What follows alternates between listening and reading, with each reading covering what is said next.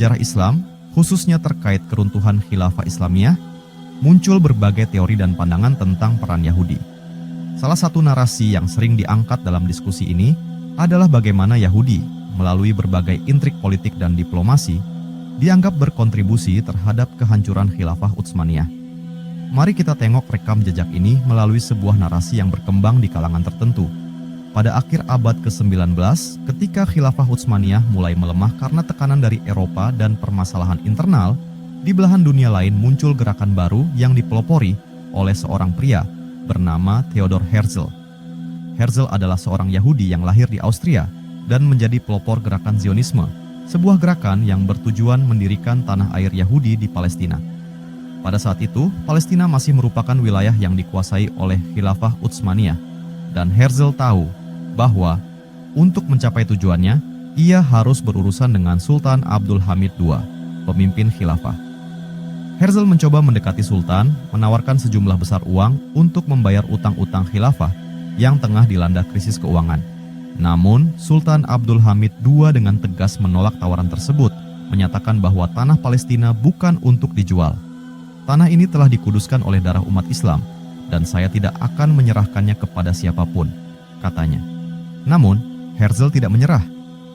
Zionisme terus berkembang, mencari dukungan di Eropa, terutama dari Inggris, yang mulai melihat Palestina sebagai wilayah strategis di Timur Tengah. Ketika Perang Dunia I meletus pada tahun 1914, khilafah Utsmaniyah berpihak pada blok sentral yang berlawanan dengan Inggris dan Prancis. Di balik layar, perjanjian rahasia mulai dibentuk. Salah satu perjanjian paling signifikan adalah perjanjian Sykes-Picot pada tahun 1916. Perjanjian ini membagi wilayah khilafah Utsmaniyah di Timur Tengah antara Inggris dan Prancis setelah perang selesai. Wilayah Palestina berada di bawah kendali Inggris sesuai dengan kesepakatan ini. Namun, ada satu lagi langkah yang mengubah sejarah Palestina, yakni Deklarasi Balfour pada tahun 1917. Dalam deklarasi ini, Inggris melalui Menteri Luar Negeri Arthur Balfour menyatakan dukungan resmi untuk pembentukan Rumah Nasional bagi Bangsa Yahudi di Palestina. Deklarasi ini dianggap oleh banyak orang sebagai tonggak penting dalam gerakan Zionisme dan tanda dukungan Inggris terhadap aspirasi Yahudi untuk mendirikan negara di Palestina. Chaim Weizmann, seorang pemimpin Zionis berpengaruh, adalah tokoh kunci yang berhasil melobi Inggris untuk mendukung Zionisme. Dengan deklarasi Balfour, Inggris membuka pintu bagi gelombang imigrasi Yahudi ke Palestina, sebuah wilayah yang dulunya berada di bawah naungan khilafah Islam. Sementara itu, di Istanbul, khilafah Utsmaniyah berada di ujung tanduk. Kekalahan dalam Perang Dunia I dan pemberontakan internal melemahkan fondasi kekaisaran yang telah berkuasa selama lebih dari 6 abad. Pada tahun 1922, Sultan terakhir, Mehmed VI, dipaksa turun takhta, dan 2 tahun kemudian, Mustafa Kemal Atatürk secara resmi menghapuskan khilafah. Pada titik inilah, kekuasaan Islam yang berpusat di satu khilafah Islamiyah berakhir. Banyak teori yang muncul bahwa gerakan Zionisme dan perjanjian-perjanjian yang melibatkan kekuatan Barat, termasuk lobi-lobi Yahudi, memainkan peran dalam mengakhiri khilafah. Ada narasi yang berkembang bahwa runtuhnya khilafah adalah hasil konspirasi global untuk melemahkan kekuatan Islam di dunia, dan Zionisme dipandang sebagai bagian dari rencana ini. Namun, tidak semua sejarawan sepakat dengan pandangan ini, karena runtuhnya khilafah juga disebabkan oleh berbagai faktor lain, seperti nasionalisme Turki, tekanan kolonial Eropa, dan disintegrasi internal. Pada tahun 1948, hanya 2 dekade setelah runtuhnya khilafah, berdirilah negara Israel di Palestina. Peristiwa ini semakin memperkuat narasi bahwa Yahudi, melalui gerakan Zionisme, telah memainkan peran signifikan dalam menghancurkan khilafah dan merebut tanah suci Islam. Konflik Palestina-Israel yang masih berlanjut hingga hari ini dianggap oleh banyak umat Islam sebagai warisan langsung dari kejatuhan khilafah dan kebijakan kolonial Barat yang didukung oleh lobi Yahudi. Rekam jejak ini, meski banyak yang melihatnya sebagai sebuah konspirasi, tetap menjadi bagian dari narasi populer di kalangan yang percaya bahwa Yahudi, melalui Zionisme dan kolaborasi dengan kekuatan Barat, memiliki peran dalam menghancurkan khilafah Islamiyah. Meski demikian, sejarah mencatat bahwa runtuhnya khilafah lebih kompleks, melibatkan berbagai faktor dari dalam dan luar dunia satu Islam. terdapat beberapa teori konspirasi yang menghubungkan Yahudi dengan runtuhnya Khilafah Islamiyah, terutama Khilafah Utsmaniyah, Ottoman. Tetapi pandangan ini perlu dilihat dengan sangat hati-hati.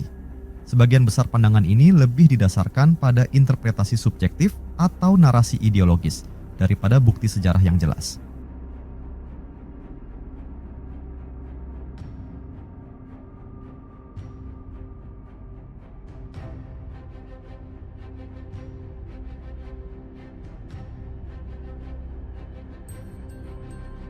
Meski demikian, berikut adalah beberapa tokoh dan peristiwa yang sering dikaitkan dengan narasi tersebut.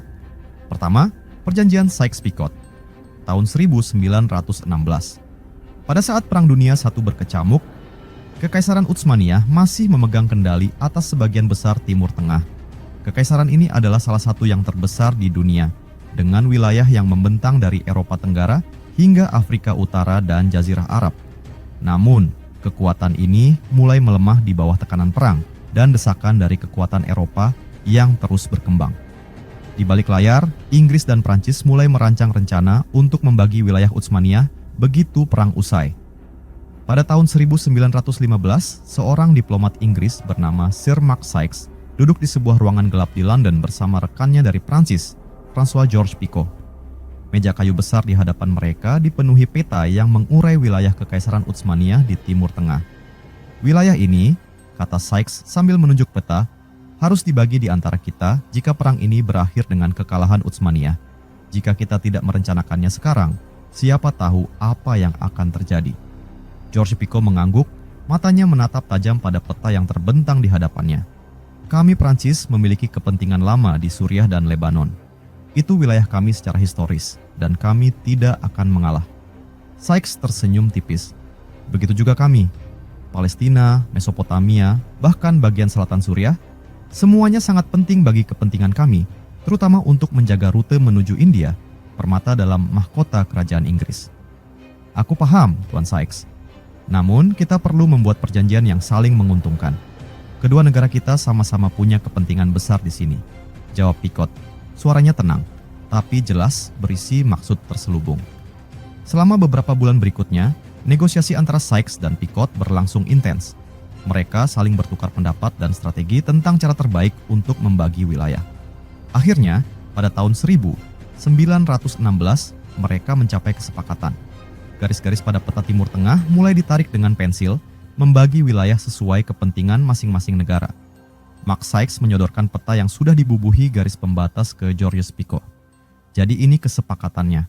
Wilayah yang kini disebut Irak dan Palestina akan jatuh di bawah pengaruh Inggris. Sedangkan Suriah dan Lebanon itu milik kalian, Prancis.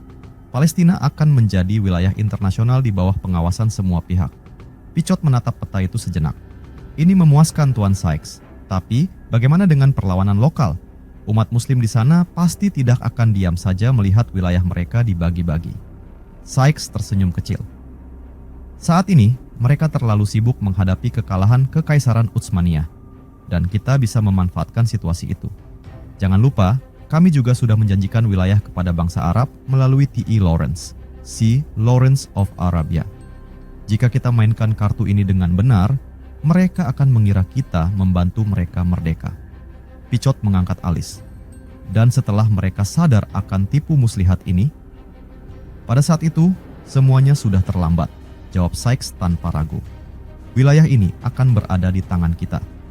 Sementara itu, jauh di padang pasir Arabia, Syarif Hussein dari Mekah memimpin pemberontakan Arab melawan Kekaisaran Utsmaniyah, dengan harapan bahwa setelah perang, wilayah Arab akan diberikan kemerdekaan penuh. Hussein telah menerima surat dari Henry McMahon, perwakilan Inggris, yang secara tersirat menjanjikan kemerdekaan Arab jika mereka mendukung sekutu dalam perang melawan Utsmaniyah. Di tenda yang diterangi cahaya lilin, T.E. Lawrence, perwira Inggris yang terkenal sebagai Lawrence of Arabia, duduk bersama Syarif Hussein. Apakah Inggris akan memenuhi janjinya, Lawrence? Tanya Hussein dengan nada penuh harapan. Kami telah berkorban banyak demi perang ini. Jika Inggris dan Prancis berkhianat, rakyatku tidak akan memaafkan mereka. Lawrence menatap Hussein dengan ragu-ragu. Ia tahu tentang perjanjian rahasia yang sedang dibuat antara Inggris dan Prancis, tetapi tidak berani memberitahukan kebenaran sepenuhnya. Yang mulia, aku percaya bahwa Inggris ingin yang terbaik untuk bangsa Arab. Tapi, dalam politik internasional, selalu ada unsur ketidakpastian. Jawab Lawrence hati-hati. Hussein mengerutkan kening, merasa jawaban itu kurang memuaskan, tapi dia memilih untuk percaya pada janji Lawrence. Kami akan terus berjuang, tetapi ingatlah kata-kataku. Bangsa Arab tidak akan tinggal diam jika kita dikhianati. Pada akhir perang, Kekaisaran Utsmaniyah runtuh. Wilayah-wilayahnya dibagi berdasarkan perjanjian Sykes-Picot yang telah disusun oleh Inggris dan Prancis. Mesopotamia, Irak, dan Palestina jatuh di bawah mandat Inggris, sedangkan Suriah dan Lebanon dikuasai oleh Prancis. Ketika berita tentang perjanjian ini sampai ke telinga para pemimpin Arab, kemarahan pun meledak. Mereka merasa dikhianati setelah berjuang keras melawan Utsmaniyah dengan keyakinan bahwa kemerdekaan akan diberikan.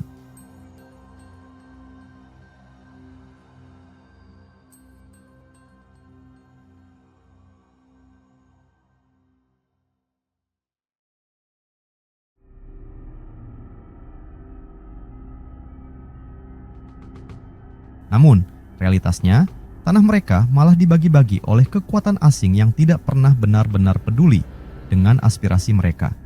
Di London, Sir Mark Sykes berdiri di depan peta yang sekarang telah menjadi kenyataan. Begitulah dunia, Picot, katanya kepada rekannya. Kita berjanji, kita berdiplomasi, dan pada akhirnya kita menang. George Picot hanya tersenyum. Dan Timur Tengah, apa yang akan terjadi di sana?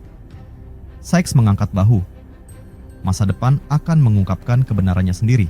Mungkin perdamaian, mungkin perang. Tapi satu hal yang pasti, kita telah mendapatkan apa yang kita inginkan. Namun, apa yang diharapkan menjadi awal dari stabilitas dan kekuasaan Barat atas Timur Tengah justru menjadi benih dari konflik berkepanjangan yang terus membara hingga hari ini. Kedua, Deklarasi Balfour, 1917. Tahun 1917 adalah salah satu tahun yang penuh gejolak dalam sejarah dunia, terutama bagi umat Islam. Di tengah Perang Dunia I yang masih berkecamuk, Timur Tengah menjadi pusat perhatian besar bagi kekuatan kolonial Eropa.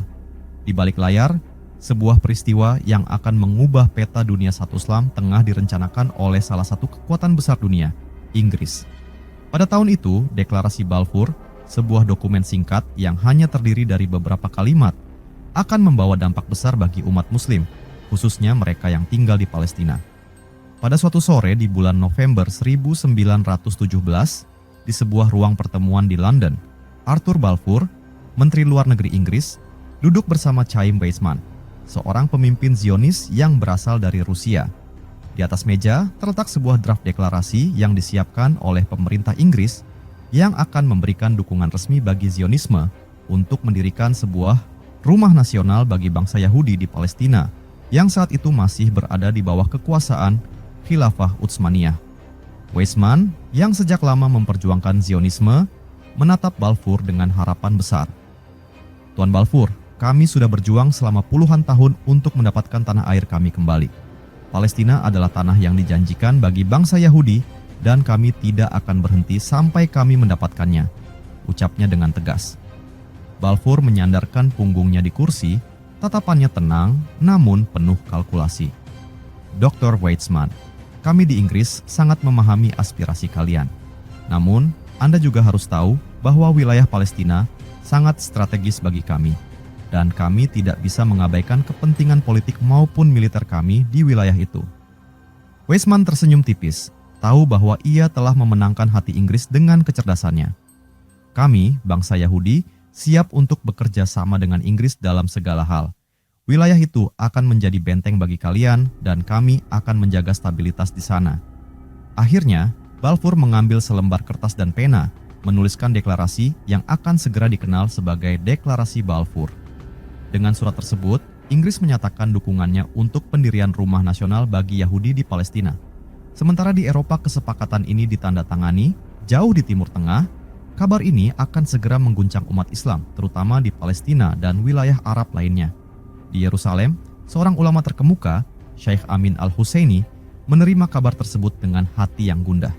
Di depan Masjid Al-Aqsa, ia berdiri bersama beberapa tokoh masyarakat setempat, membicarakan masa depan tanah suci mereka. Syekh Amin, seorang tokoh masyarakat yang berdiri di sampingnya, berbicara dengan suara rendah. Deklarasi dari Inggris ini, apa artinya bagi kita? Amin Al-Husaini menghela napas panjang. Ini adalah pengkhianatan. Pengkhianatan yang tak pernah terbayangkan. Inggris, yang katanya mendukung kemerdekaan Arab, sekarang memberikan tanah kita kepada orang-orang Yahudi.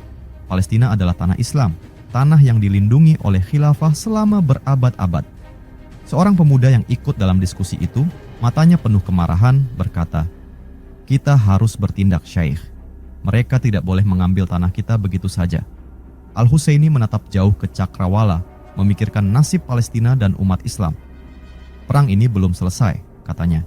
Tapi jika Inggris menang, kita akan menghadapi hari-hari gelap.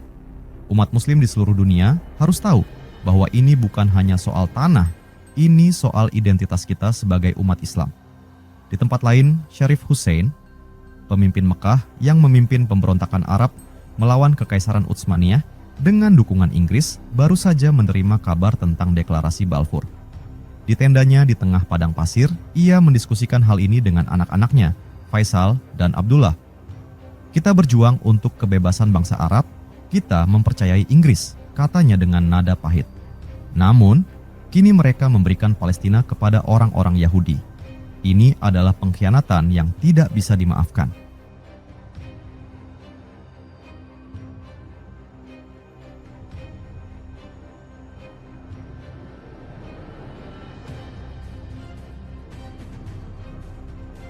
Faisal, yang cerdas dan ambisius, merespons dengan hati-hati. "Ayah, kita tahu bahwa Inggris selalu memiliki agenda sendiri. Tapi sekarang, kita harus bersiap untuk menghadapi masa depan. Bagaimana jika Inggris benar-benar mendukung Zionis?" Syarif Hussein menggelengkan kepala, wajahnya tegang. "Aku telah menerima surat-surat dari Sir McMahon yang menjanjikan kemerdekaan Arab jika kita berjuang melawan Utsmaniyah. Dan sekarang, mereka menusuk kita dari belakang. Aku tidak akan membiarkan ini berlalu begitu saja." Abdullah, yang lebih pragmatis, menyarankan, "Mungkin kita masih bisa menegosiasikan sesuatu. Tapi kita harus siap menghadapi kenyataan pahit. Dunia sudah berubah dan kita berada di tengah-tengah permainan kekuatan besar." Pada bulan-bulan setelah deklarasi Balfour, berita ini menyebar ke seluruh dunia satu Islam, memicu kemarahan dan ketakutan akan masa depan Palestina. Umat Islam merasa bahwa tanah mereka yang suci, tempat berdirinya Masjid Al-Aqsa, sedang diambil dari tangan mereka. Di Yerusalem, Syekh Amin Al-Husaini dan para ulama lainnya mulai mengorganisir pertemuan dan protes untuk menentang rencana Inggris ini. "Ini bukan hanya soal Palestina," kata Al-Husaini kepada massa yang berkumpul. "Ini adalah soal seluruh umat Islam. Jika kita kehilangan tanah ini, kita kehilangan bagian dari iman kita." Orang-orang berseru, "Allahu Akbar." Mereka tahu bahwa mereka sedang menghadapi salah satu ujian terbesar dalam sejarah Islam modern. Namun, di balik semua protes ini, kekuatan Eropa terus melaju dengan rencana mereka. Inggris memperkuat kendali mereka di Palestina, sementara imigrasi Yahudi ke wilayah tersebut semakin meningkat. Deklarasi Balfour telah membuka pintu bagi perubahan besar di Timur Tengah yang akan terus bergema selama beberapa dekade berikutnya. Deklarasi Balfour menjadi awal dari konflik panjang yang memecah belah Palestina dan dunia satu Islam. Zionisme dengan dukungan Barat semakin menguat, sementara umat Islam di Palestina dan dunia Arab merasa terancam. Protes dan perlawanan terus berlanjut, tetapi kekuatan kolonial tetap memegang kendali. Al-Husaini bersama banyak pemimpin Muslim lainnya bersumpah untuk melindungi Palestina dari invasi Zionis. "Palestina tidak akan jatuh tanpa perlawanan," katanya di hadapan sekelompok pejuang. "Ini adalah jihad, jihad untuk mempertahankan tanah Islam." Namun, dunia telah berubah. Konflik yang bermula dari deklarasi Balfour ini akan menjadi salah satu masalah paling rumit dan menyakitkan dalam sejarah dunia yang masih terasa dampaknya hingga hari ini. Ketiga, gerakan Zionisme dan Theodor Herzl. Theodor Herzl adalah pendiri gerakan Zionisme yang bertujuan untuk mendirikan negara Yahudi di Palestina. Gerakan ini menjadi lebih kuat pada akhir abad ke-19 dan awal abad ke-20, bertepatan dengan melemahnya Kekaisaran Utsmaniyah. Herzl sendiri mencoba bernegosiasi dengan Sultan Abdul Hamid II dari Utsmaniyah untuk mendapatkan wilayah di Palestina, tetapi negosiasi ini tidak berhasil. Beberapa orang menganggap gerakan Zionisme sebagai faktor yang berperan dalam melemahkan khilafah, tetapi pandangan ini juga kontroversial. Pada akhir abad ke-19, dunia satu Islam sedang menghadapi tantangan besar dari luar, baik dari kolonialisme barat yang menggerogoti wilayah-wilayahnya, maupun dari kelemahan internal yang mulai tampak di khilafah Utsmaniyah. Namun, di tengah kekacauan ini, muncul sebuah gerakan baru di Eropa yang kelak akan mengubah wajah Timur Tengah selamanya. Gerakan Zionisme dipimpin oleh seorang pria bernama Theodor Herzl. Di mata banyak umat Islam, gerakan ini merupakan ancaman serius bagi tanah suci Palestina dan umat Muslim secara keseluruhan. Di Wina pada tahun 1896, Theodor Herzl, seorang jurnalis Yahudi asal Austria, sedang menulis sebuah buku kecil yang akan mengubah jalannya sejarah. Buku itu berjudul Der Judenstaat, Negara Yahudi. Herzl percaya bahwa bangsa Yahudi yang tersebar di seluruh dunia harus memiliki tanah air sendiri, dan ia memutuskan bahwa tempat yang paling tepat untuk itu adalah Palestina. Baginya, Palestina bukan sekadar tanah biasa, melainkan tanah yang secara historis dan religius sangat terkait dengan bangsa Yahudi. Di kantornya yang sederhana, Herzl berbicara kepada teman dekatnya, seorang pemikir Yahudi lainnya, Max Nordau. Max, dunia satu ini tak lagi aman bagi kita. Lihat bagaimana Yahudi dianiaya di seluruh Eropa, kita tidak punya tempat yang benar-benar bisa kita sebut rumah. Nordau menatapnya serius. Kamu benar, Herzl. Tetapi bagaimana mungkin kita bisa merebut Palestina? Itu adalah tanah yang saat ini berada di bawah kekuasaan Khilafah Utsmaniyah. Selain itu, umat Islam menganggap tanah itu sebagai salah satu yang paling suci. Herzl menyandarkan tubuhnya ke kursi. Itu tidak masalah, Max. Kita harus bermain dengan strategi. Kita akan mendekati para pemimpin dunia, mencari dukungan dari Inggris, dan bahkan mencoba bernegosiasi dengan Sultan Abdul Hamid dari Utsmaniyah.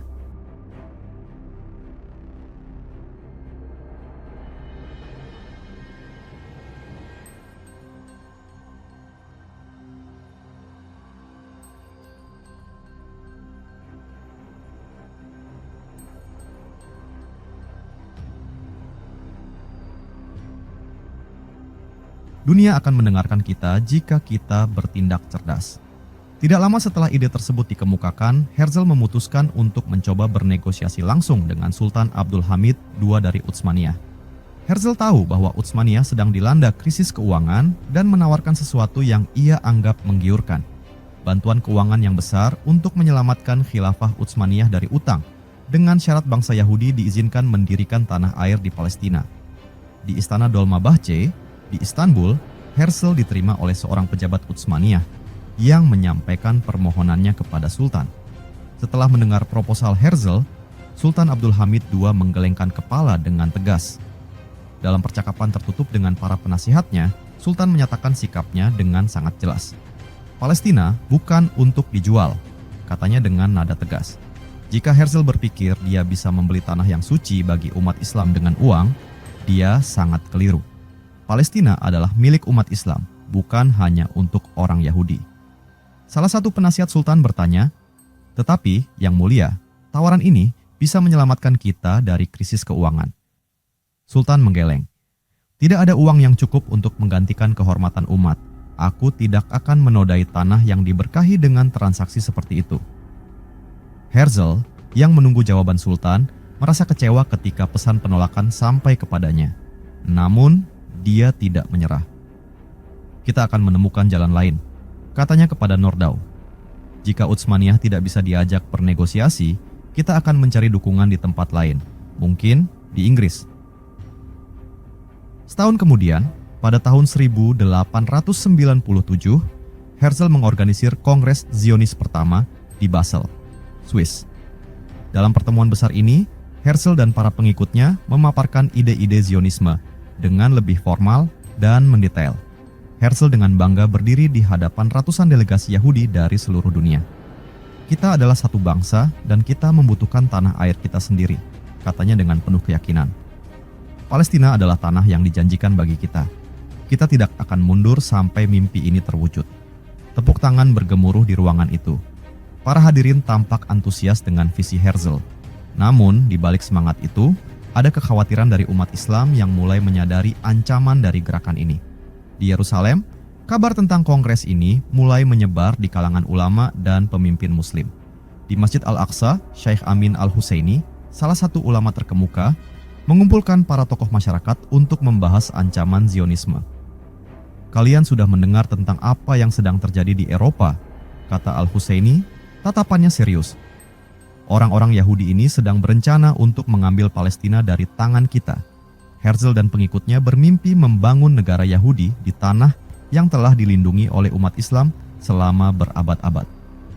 Seorang tokoh masyarakat yang hadir, seorang pedagang dari Hebron, bertanya, "Bagaimana mungkin mereka berhasil? Palestina adalah bagian dari Khilafah Utsmaniyah. Sultan tidak akan pernah membiarkan hal ini terjadi." Syekh Amin mengangguk. "Memang benar, Sultan Abdul Hamid telah menolak Herzl, tetapi kita tidak boleh lengah. Inggris dan kekuatan-kekuatan Barat mungkin akan membantu mereka. Kita harus siap untuk melindungi tanah kita dari setiap ancaman." Pada tahun 1917, di tengah Perang Dunia I, ketakutan umat Islam menjadi kenyataan. Inggris, yang saat itu sedang berperang melawan Kekaisaran Utsmaniyah, melihat peluang untuk memanfaatkan Zionisme sebagai alat politik. Melalui deklarasi Balfour, Inggris secara resmi menyatakan dukungannya untuk pendirian Rumah Nasional bagi bangsa Yahudi di Palestina. Berita tentang deklarasi Balfour sampai ke telinga Syekh Amin Al-Husaini dan umat muslim di Palestina dengan cepat. Di sebuah pertemuan darurat di Yerusalem, para pemimpin muslim berkumpul untuk merespons kabar mengejutkan ini. "Ini adalah pengkhianatan," seru Syekh Amin. "Inggris telah menjual Palestina kepada Zionis. Mereka ingin merebut tanah kita, tanah suci yang menjadi bagian dari iman kita." Seorang pemuda yang marah berdiri. "Kita harus melawan. Kita tidak bisa membiarkan mereka mengambil Al-Quds dari tangan kita." Syekh Amin mengangguk, tetapi suaranya tetap tenang meski penuh ketegasan. "Kita akan melawan, tetapi kita harus bijak.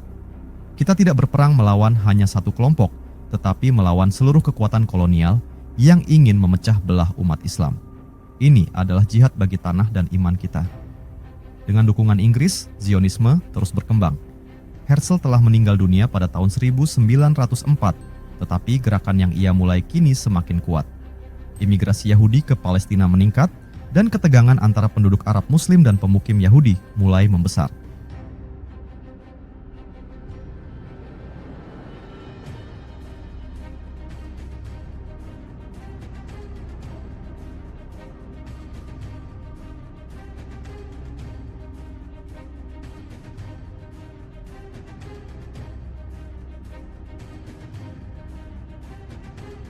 Pada tahun 1948, setelah bertahun-tahun konflik dan perlawanan, lahirlah negara Israel di tanah Palestina.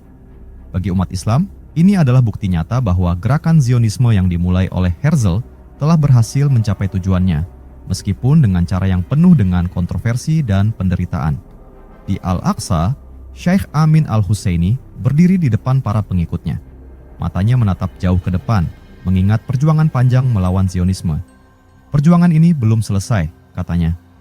"Palestina adalah tanah kita, tanah Islam. Dan selama masih ada umat yang beriman, kita akan terus melindunginya." Keempat, runtuhnya Khilafah Utsmaniyah, 1924. Khilafah Utsmaniyah, kekaisaran besar yang berdiri selama lebih dari 6 abad, suatu ketika membentang dari Eropa Tenggara hingga Timur Tengah dan Afrika Utara. Di bawah panji Islam, Khilafah ini bukan hanya sebuah kerajaan, tetapi juga simbol persatuan umat Islam. Namun, pada awal abad ke-20, kekuatan besar ini mulai mengalami keretakan, baik dari dalam maupun dari luar. Peristiwa-peristiwa yang terjadi akhirnya membawa kekhalifahan ini menuju kehancuran pada tahun 1924, menandai berakhirnya kepemimpinan umat Islam secara formal. Pada awal abad ke-20, Khilafah Utsmaniyah yang pernah begitu kuat, kini mulai menunjukkan tanda-tanda kelemahan. Perang Dunia I memperparah situasi dengan Utsmaniyah berpihak pada blok sentral bersama Jerman dan Austria-Hongaria. Kekalahan dalam perang ini menghancurkan struktur militer dan politik kekaisaran, menyebabkan pemberontakan internal, dan memperlemah cengkeramannya atas wilayah-wilayah yang luas. Namun, di balik kekacauan ini, satu orang telah muncul dengan ambisi besar untuk mengubah nasib bangsa Turki, Mustafa Kemal Atatürk. Di Istana Dolmabahce di Istanbul, Sultan terakhir Khilafah Utsmaniyah, Mehmed VI, duduk dengan wajah penuh kegelisahan.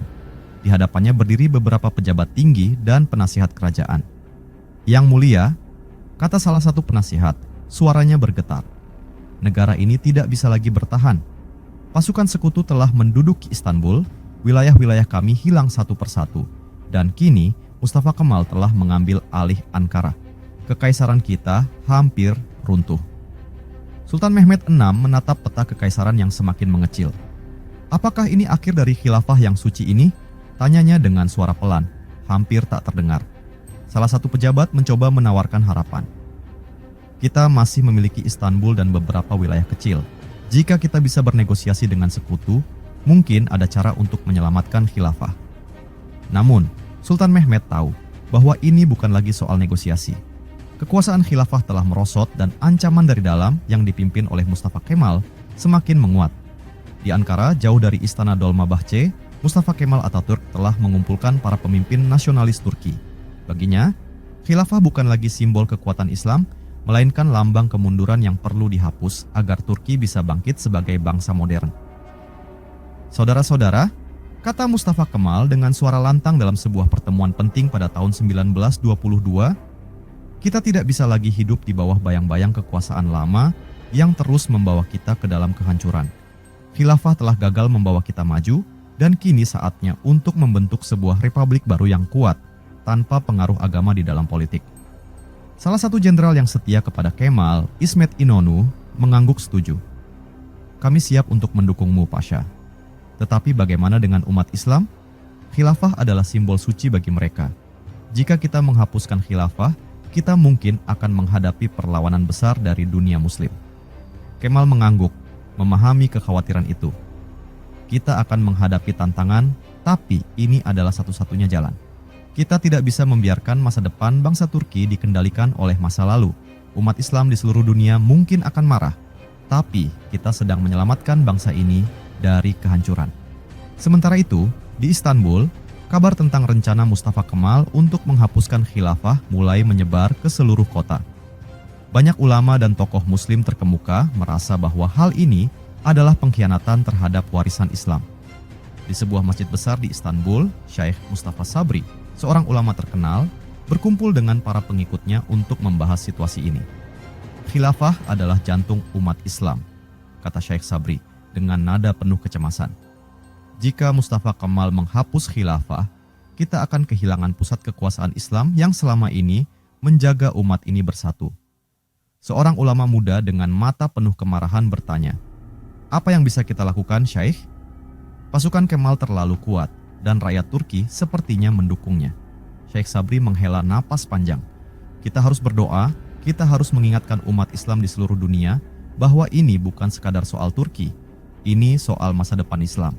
Kita tidak bisa tinggal diam sementara simbol terbesar persatuan umat kita dihapuskan."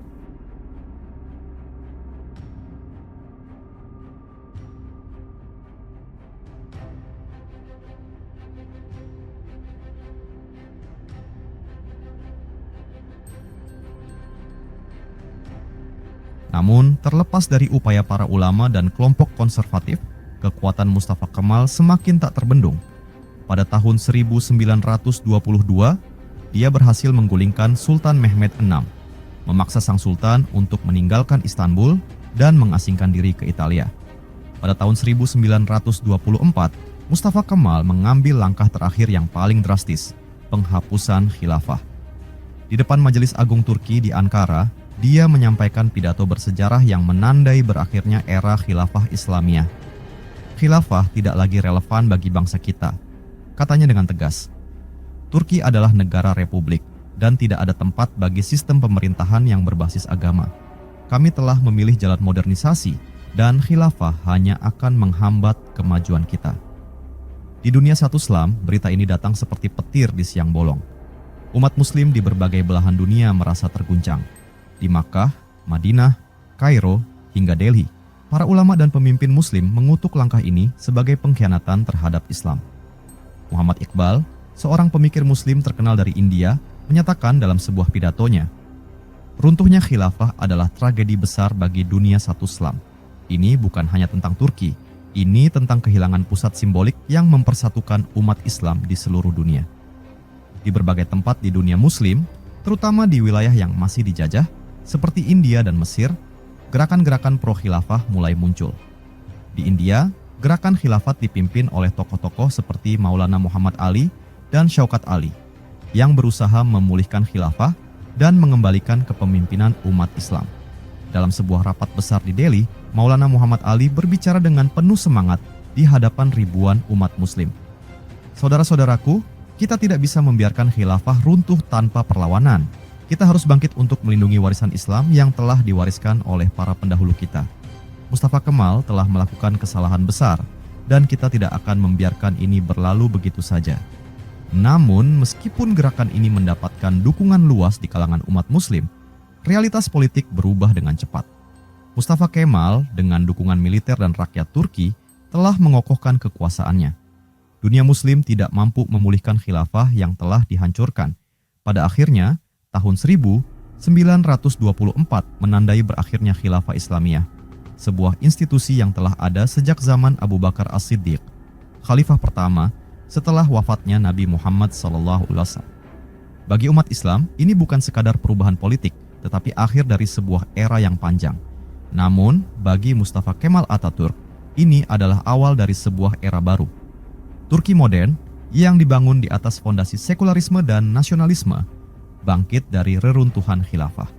Bagi sebagian orang, ini adalah kemenangan atas masa lalu yang dianggap kolot. Tetapi bagi banyak umat Muslim, ini adalah kehilangan besar yang masih dirasakan hingga hari ini. Kelima, Freemason dan konspirasi Yahudi. Beberapa teori konspirasi menghubungkan Freemason dengan Yahudi dalam konteks menghancurkan khilafah Utsmaniyah. Freemasonry dianggap oleh beberapa kelompok sebagai bagian dari konspirasi Yahudi untuk menghancurkan kekuatan Islam, termasuk khilafah. Namun, ini adalah klaim yang tidak memiliki dasar sejarah yang kuat dan lebih banyak dipengaruhi oleh teori-teori konspirasi antisemit. Dalam sejarah panjang umat manusia, berbagai kelompok rahasia dan gerakan telah muncul dengan tujuan yang terkadang sulit dimengerti oleh orang awam. Salah satu yang paling terkenal adalah Freemason, sebuah organisasi persaudaraan yang telah ada sejak berabad-abad lalu. Dalam banyak teori konspirasi yang berkembang di dunia satu Islam, Freemason seringkali dikaitkan dengan pengaruh Zionisme dan konspirasi Yahudi untuk menguasai dunia. Di balik tirai-tirai gelap konspirasi ini, terdapat narasi tentang perjuangan umat Islam melawan kekuatan-kekuatan rahasia yang dianggap berusaha menghancurkan khilafah dan melemahkan Islam. Pada suatu malam di awal abad ke-20, di sebuah gedung yang megah namun tersembunyi di kota London, pertemuan rahasia berlangsung. Sejumlah pria berkumpul di dalam ruangan yang diterangi lilin. Mereka mengenakan pakaian seremonial lengkap dengan simbol-simbol misterius di dada mereka. Mereka adalah anggota Freemason, organisasi yang dikenal dengan ritual-ritualnya yang penuh rahasia dan berlapis makna. Di tengah-tengah mereka duduk seorang pria dengan tatapan tajam, pemimpin dari pertemuan malam itu. Ia dikenal sebagai Grand Master, sosok yang mengendalikan cabang Freemason di Inggris.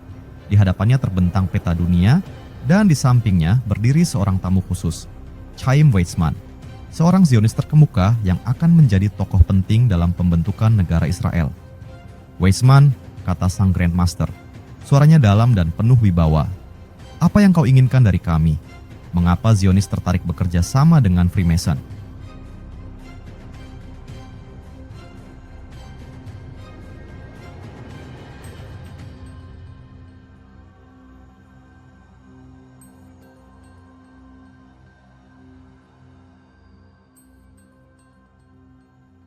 Weizmann tersenyum tipis. Tujuan kami sederhana, jawabnya. Kami ingin mendirikan negara Yahudi di Palestina. Tapi untuk mencapai itu, kami butuh bantuan dari kekuatan besar, baik yang terlihat maupun yang tidak. Freemason memiliki pengaruh besar di seluruh dunia, dan kalian dapat membantu kami mewujudkan impian ini. Grand Master terdiam sejenak, memandang peta yang menunjukkan Timur Tengah, termasuk Palestina, yang saat itu masih berada di bawah kekuasaan Khilafah Utsmaniyah. Kami bukanlah kelompok politik, katanya akhirnya, tapi kami memahami kekuatan pengaruh. Dan apa yang kau tawarkan kepada kami? Weizmann menatapnya serius. Jika kalian membantu kami mendirikan negara Israel, kami akan memastikan bahwa pengaruh Yahudi di seluruh dunia akan menguntungkan kalian. Bersama, kita bisa mengendalikan jalannya sejarah. Sementara itu, jauh di Timur Tengah, kabar tentang gerakan Zionis dan pengaruh Freemason mulai menyebar di kalangan umat Islam. Di sebuah masjid di Kairo, Syekh Muhammad Abduh, seorang ulama terkemuka yang pernah menjadi anggota Freemason sebelum meninggalkannya, berbicara kepada murid-muridnya tentang ancaman yang sedang mengintai dunia satu Islam. Saudara-saudaraku, katanya dengan suara rendah namun penuh tekanan, Freemason bukan sekadar persaudaraan rahasia. Mereka bekerja di balik layar, bersekongkol dengan Zionis dan kekuatan-kekuatan Yahudi untuk melemahkan umat Islam. Mereka ingin meruntuhkan khilafah kita, memecah belah umat dan menguasai dunia melalui pengaruh ekonomi dan politik. Seorang murid yang duduk di depan, matanya penuh penasaran, bertanya, "Tetapi Syekh, bagaimana mungkin organisasi yang tampak terpisah ini bisa bekerja sama untuk tujuan yang sama? Apakah benar Zionis dan Freemason memiliki tujuan yang sama?"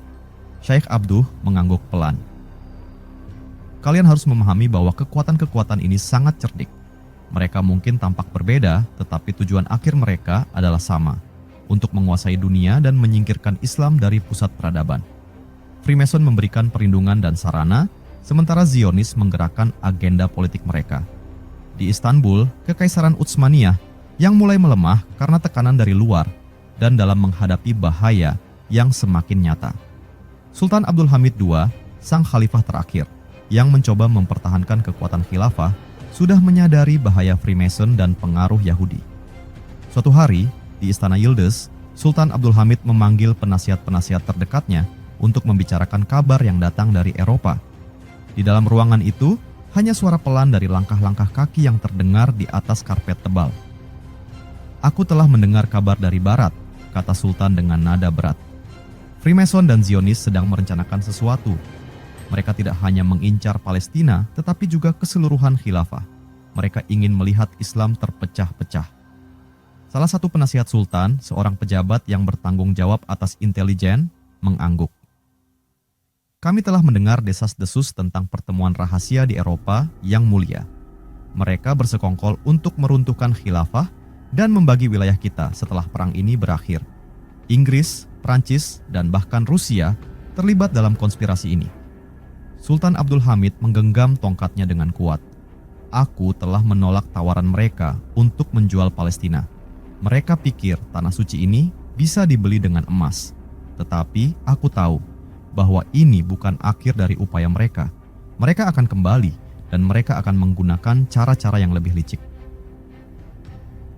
Pada tahun 1924, setelah bertahun-tahun perpecahan dan melemahnya kekuatan khilafah Utsmaniyah, Mustafa Kemal Atatürk mengambil langkah yang mengejutkan dunia satu Islam, penghapusan khilafah.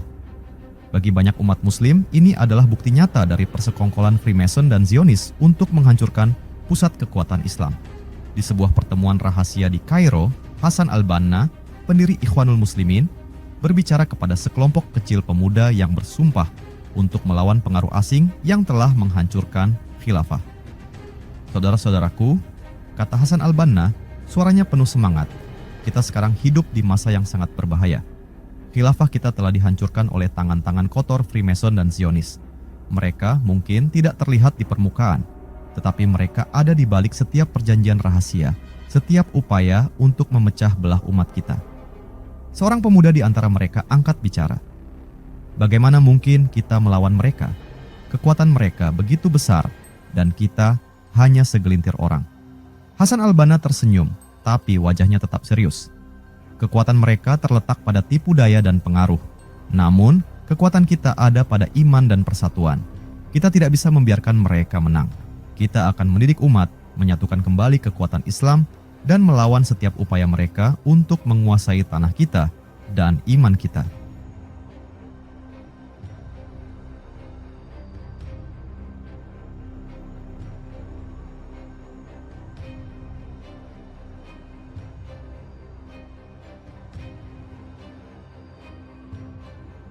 Meskipun teori konspirasi tentang Freemason dan Zionis terus hidup di berbagai kalangan dunia satu Islam, kebenarannya seringkali berada di antara realitas dan mitos.